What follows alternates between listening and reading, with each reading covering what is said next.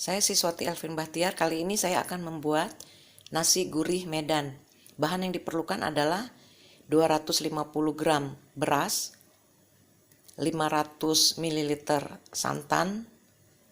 Santannya sedang, jadi tidak kental dan tidak juga cair. Kemudian 1 lembar sereh atau 1 batang sereh digeprek, 1 lembar daun salam, kemudian 1 lembar daun pandan, dan setengah sendok teh garam. Lalu kita campur menjadi satu dan kita masak sampai airnya mengering.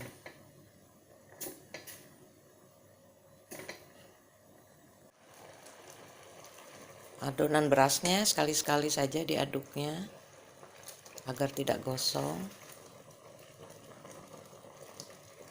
Jadi jangan terlalu sering diaduk. Jadi sekali-sekali saja.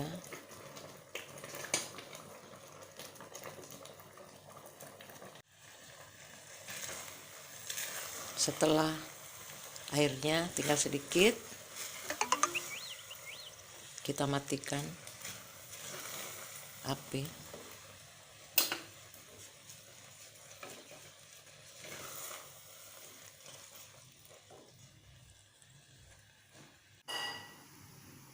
Kita panaskan kukusan. Setelah airnya mendidih, lalu kita masukkan nasi yang telah kita aron tadi dan kita kukus kurang lebih 20 menit. Nasi gurih Medannya sudah matang. Ini tadi saya menggunakan 500 ml santan dan dia agak lembek. Berarti tergantung berasnya. Jadi kita bisa menggunakan santan atau airnya, air yang sudah dicampur dengan santan, cukup 400 ml saja. Ini sudah matang, sudah bisa disajikan.